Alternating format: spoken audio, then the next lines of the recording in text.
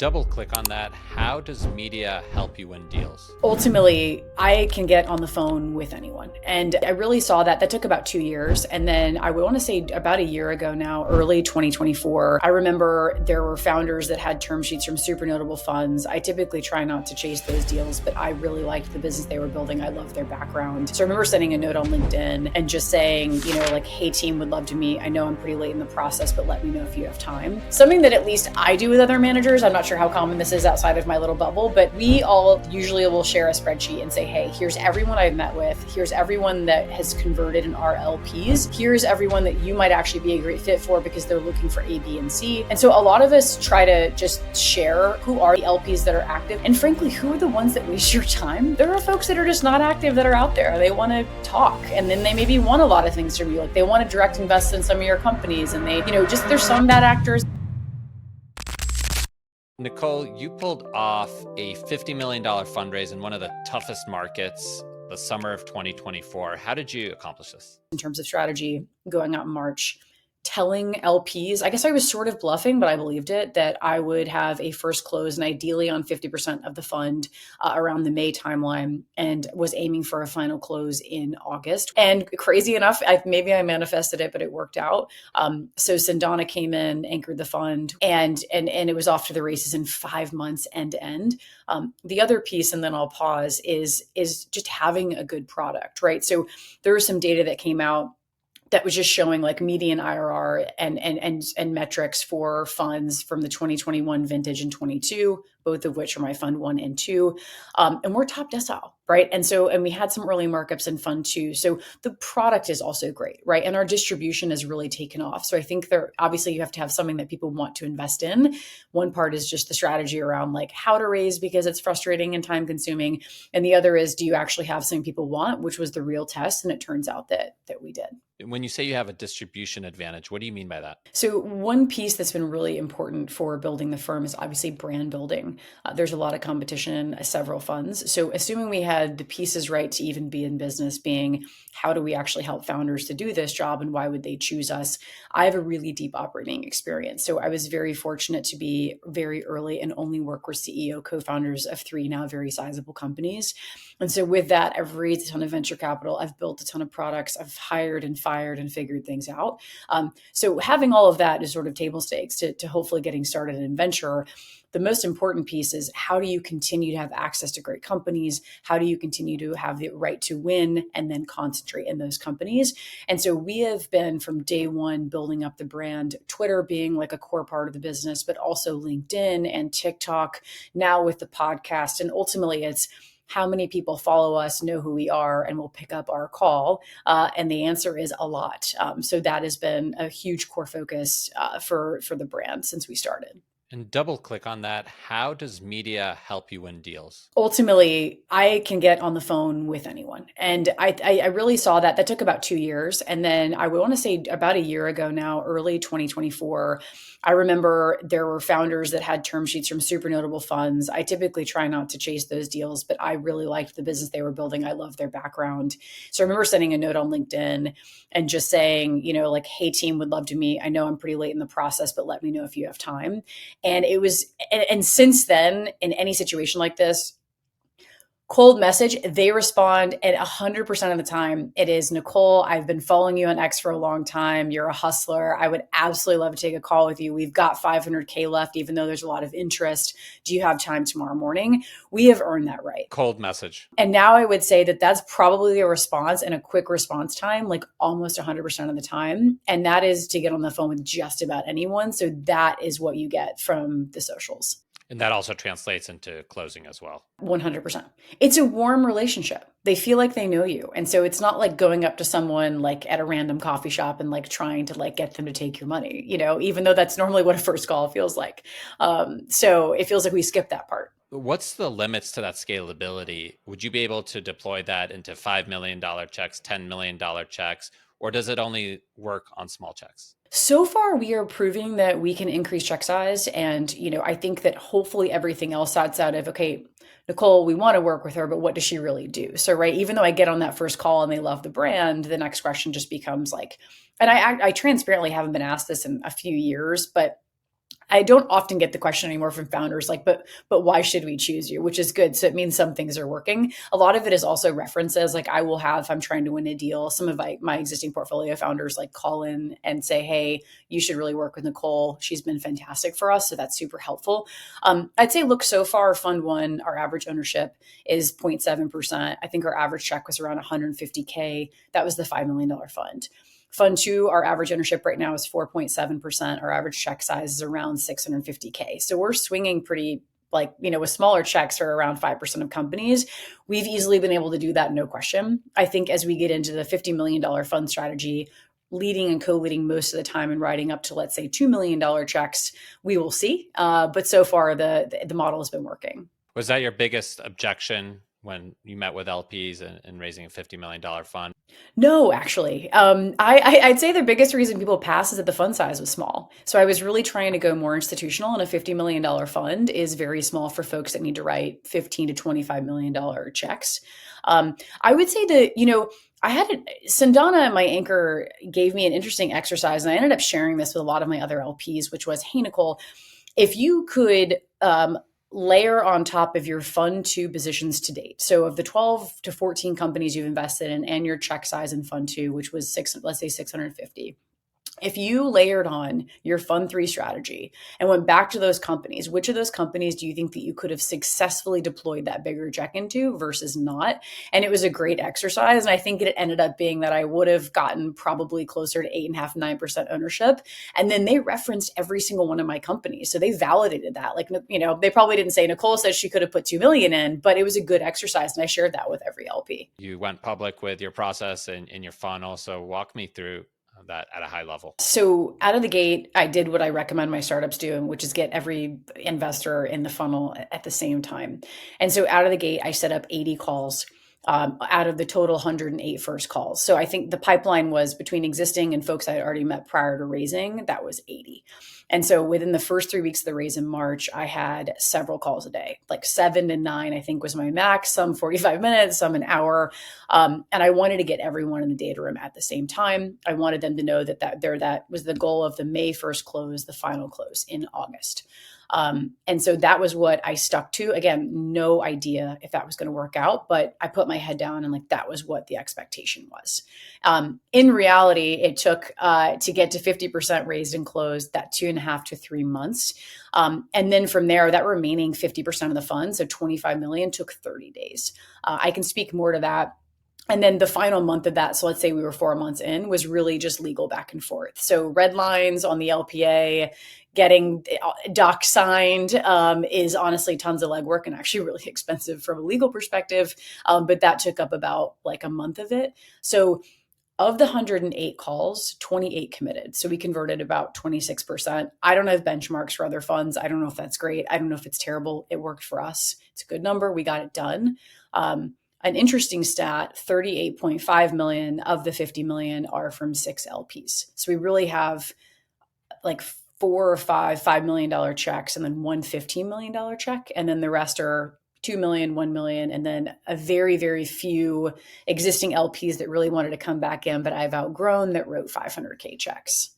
How did you get people to commit to the first close so quickly? In other words, what was your forcing mechanism for getting the first 50% in? So that's a really good question. All existing folks, I think there were a few folks and there's specifically single family offices that I had really gotten to know that missed fund two that said, Nichole, no matter what, like when you start raising, we want in for $1 million. And so that was 3 checks that came in. Was this after your fund two was closed? Was it at the tail end they couldn't get their diligence? Why did they miss fund two? It was closed. They saw, I think, some press and they're like, we really want to meet Nichole. And they're like, is there any chance you can increase the $20 million fund size and take more capital? And the answer was no. And so we kept in touch for 2 years. And so whenever I kicked it off, they were very quick to say, send the docs, like we're in, we stand by wanting to commit $1 million. And I catch up with folks. I try to at least 2 to 3 times per year. This is a relationship business. So for the folks also, I wanted to spend more time with them. So was really, determined to building those relationships. So the May 1 is a really important date. And I tweeted about this, but so when I kicked off in March, I had probably, yeah, close by May 1. So in that first, let's say 2 months or until May 1st, March, April, almost, gosh, that's, yeah, a little bit. So over 2 months in, I had commitments, like, verbal commitments. People were in for just shy of $10 million.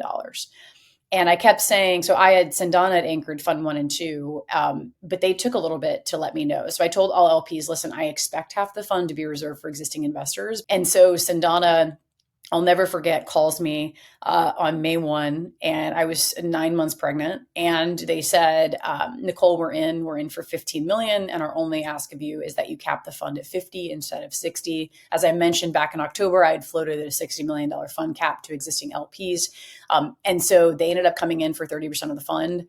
I was like, of course I'll cap the fund. I ended up being way oversubscribed and they would not budge. But that was the process. And so I had already had, again, I said the 10, they came in for 15. We're at 50%. I raced to a close, 3 weeks after that. So I think it was the end of May. And I got great advice, which I think we'll get into, which was send little drip campaigns, to existing LPs, send them little drip notes saying, hey, here's the progress over the last 2 to 3 weeks. So they feel like they're close to it, that the timeline seemed tangible. Again, back to when this closes, not if this closes.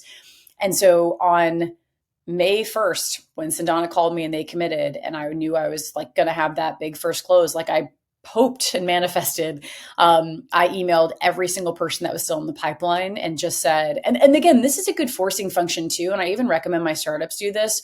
People will hang around the hoop, and largely because they're just not interested and can't get there. And you need to suss that out as quickly as possible and move on. And so I emailed every single person in the pipeline and just said, hey, here's the update. Huge first close on 50% of the fund. We're still marching towards mid-August for a final close. Let me know if you want to catch up. 25% of people who ended up passing, or maybe 30, passed because of the timeline. Some I just wasn't a big fit for. And then the other big reason why people passed were because the fund size was just too small and their checks were too big for the fund, which I also appreciate. I don't want a $25 million check for a $50 million fund. So those were a few of the reasons. One was just the tight timeline, and two was the fund size. How do you suss out who's actually interested and who's just hanging around the hoop because they don't want to say no? So I guess what isn't fair, I guess, for LPs is that they do have their own internal timeline. And so it is a balancing act. Sometimes they are not hanging around the hoop. They are actually hoping that they have another 60 days.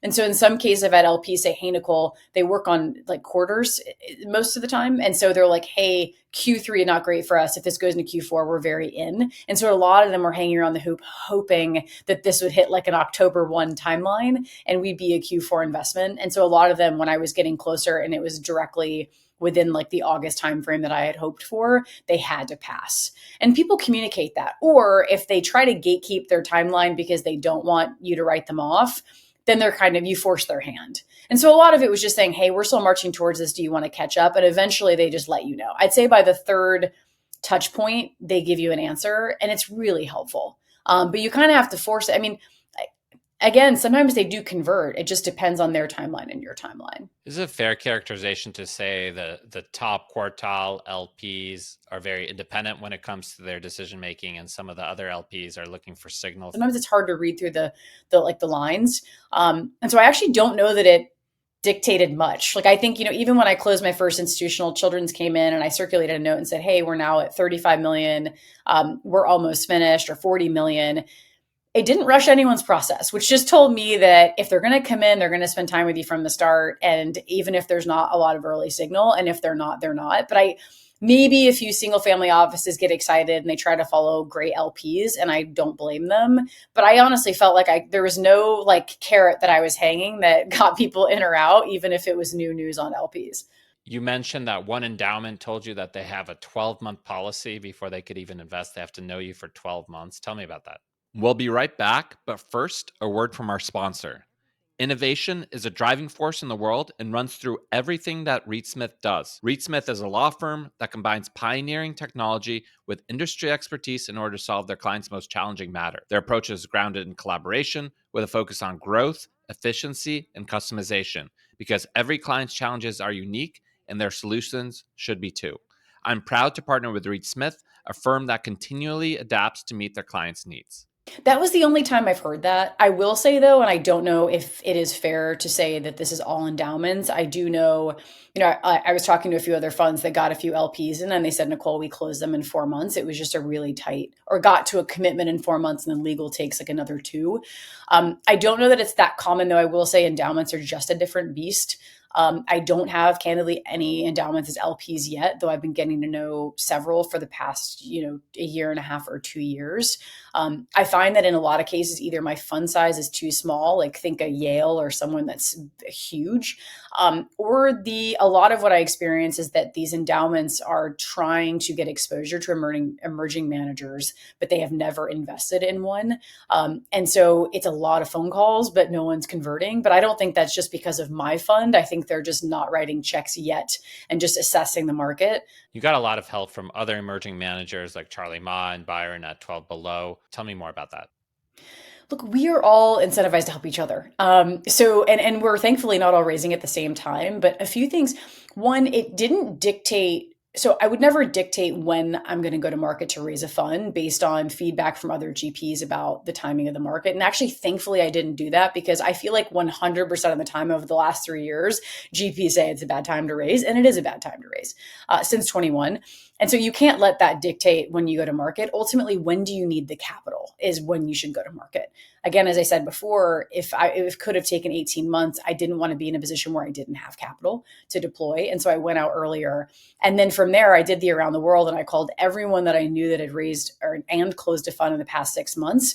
And because that's usually a good benchmark for where the market is, including, Charlie and Maddie at Pathlight, and, Byron at 12 Below, and just said, walk me through your raise. I want to better understand like the process, who is active. So something that at least I do with other managers. I'm not sure how common this is outside of my little bubble, but we all usually will share a spreadsheet and say, hey, here's everyone I've met with. Here's everyone that has converted in our LPs. Here's everyone that you might actually be a great fit for because they're looking for A, B, and C.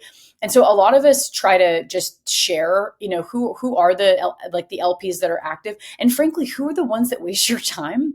There are folks that are just not active that are out there. They want to talk, and then they maybe want a lot of things from you, like they want to direct invest in some of your companies, and they, just there's some bad actors. It's not that common, but when you're raising a fund, you don't want to waste any time. And so, like the guys I mentioned were all extremely helpful in saying, hey, Nichole, here are the top 5 institutionals, if you want to go institutional, that are looking at emerging managers. We are one. They came in, they have more exposure this year that we think that you should meet. And we always help each other. I mean, it's one, I can do the same for them. So I'd say every time I get one of these lists, there's probably up to maybe 35% overlap with LPs. So that's not crazy. There's still a lot of open relationships to build, and that goes both ways. So when Charlie and Maddie get ready to go for their next one, or Byron, I hope they do call me and say, hey, Nichole, who should we meet? But it's really common and it's very helpful.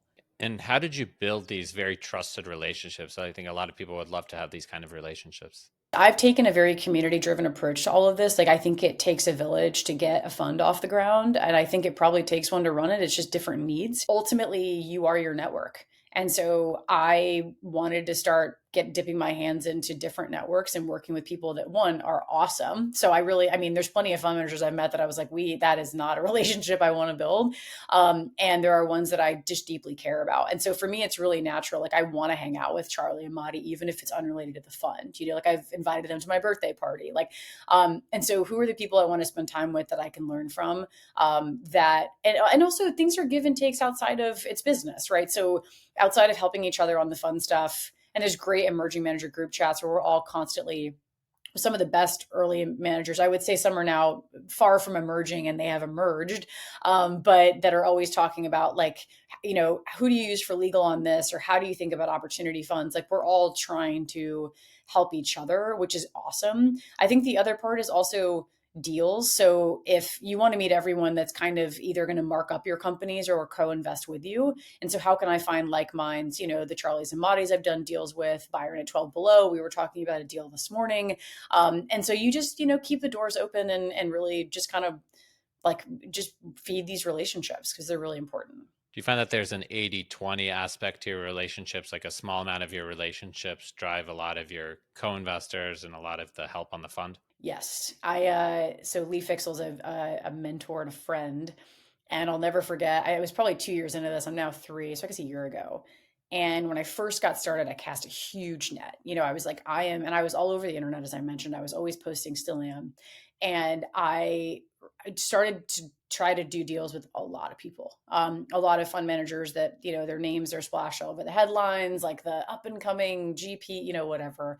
And I wanted to meet everybody and I wanted to do deals with them. And this is like, again, I think at pre-seed and seed, it takes a village on a cap table. I think as you scale, you don't need as many funds. So, in every round, that is.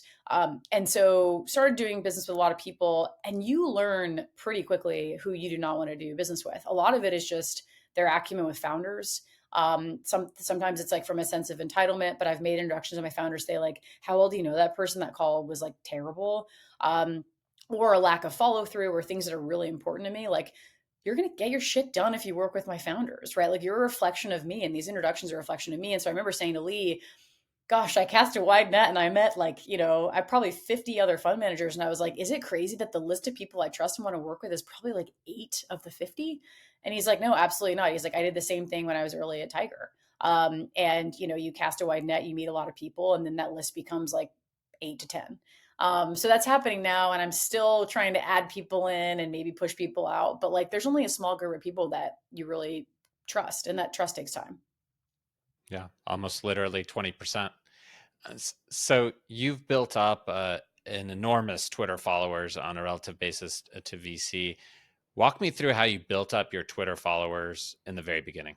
Yes. So I was not on Twitter and using any form of social media outside of like Instagram personally, probably until 2021. So I raised my first fund while I was still operating at a startup. I just had my head down, knew all of the LPs, and had great access. So I was like, great, let's do this. We had a $5 million fund. And I'm in a group chat with Aaron Frank, who is at the time like an amazing angel investor that fell into the deep dark side and started as a partner at Lightspeed. I say that in a loving way. And Alex Cohen, who's like a popular shit poster and now founder himself on Twitter. And they said, Nichole, you just closed a $5 million fund. Like, you're a VC now. Like, you have to get on Twitter. And so I think I hard launched September 2021 saying, hey, I just raised a $5 million fund. Like, who should I meet? Again, and knowing nothing about it, I think a quick take too, as I spent a few months on it, was people are absolutely nuts. Like, VC Twitter is unhinged, absolutely ridiculous. And I'll get into what I really think about it. But and so my first tweet that really took off, and I was like, wait, I need to like keep pouring fuel on this, was I posted something I call like my first heater. I had maybe 200 followers, and I said, can confirm it's 10x easier to raise a $5 million fund than to get 500 Twitter followers. And Alex and Aaron, Alex at the time at 100,000 followers, they retweet this and it totally takes off. I get to my first 1,000 followers.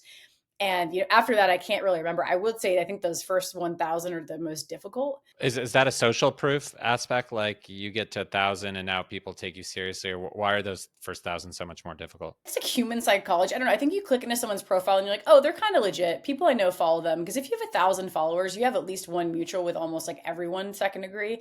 And so I think when they see that like there's at least one or two mutuals, you become more legitimate. I feel like that 1,000 just sticks out on Twitter. And so that maybe that's just a personal take, but it felt like that was the hardest. And then after that, like it felt like it was much faster to get going.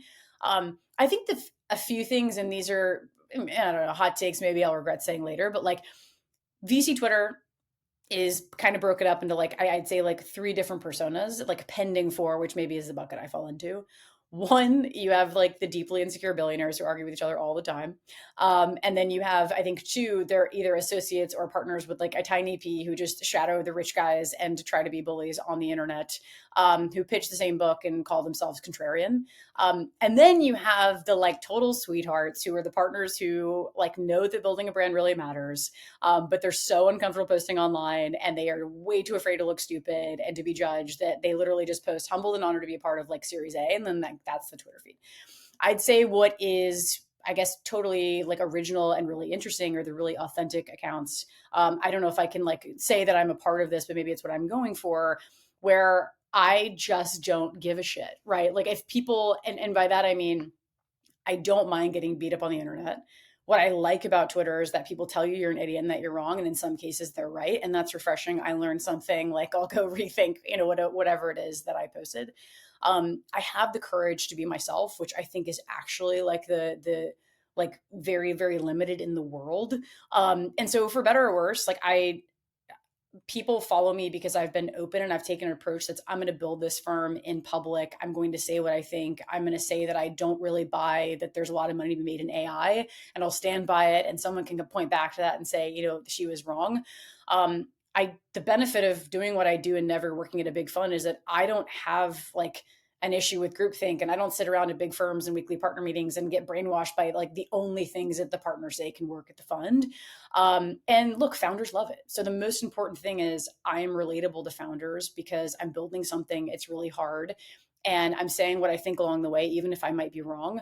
And they feel like that it's relatable. And frankly, so do other VCs. Like, so a lot of times I get messages like, thanks for saying, what I can't say. So whatever, we ride at midnight. What would be your advice to somebody trying to build out their Twitter brand today? I would say the people that really want to do it and are going to be just really good at it are the people that are just that don't even have to ask me. I say that because usually the people, and GPs by the way reach out a lot. Either they have their own funds or they're at like multi-stage funds. They're like, Nichole, I know this is important. Like, how do I do it? Those people that were in that third bucket. The short answer is if you have to ask that, you're going to be too uncomfortable to probably do it because it is cringy. And I think cringe scales. But a lot of folks are really afraid of that. And I got a text from, I won't put him on blast, but like a notable seed fund GP, one of my LPs. And he said the other night, he's like, Nichole, he's like, we're doing the podcast thing. I'm leaning in on socials. Like, you were totally right. He's like, cringe scales, basically alluding to my content probably. And he was like, you were right, like 2 years ago. Like, this is an area where you have to invest. It's the future. And I've always said that. And so, I mean, the short of it is, if you do need the advice on how to have better tweets, maybe it's working, but it's not like taking off, is you have to have something unique to say and have an opinion. And so a lot of people will tweet, the sky is blue. It's like, great. Well, how do you feel about that? Is that shitty? Is that amazing? Like, have an opinion.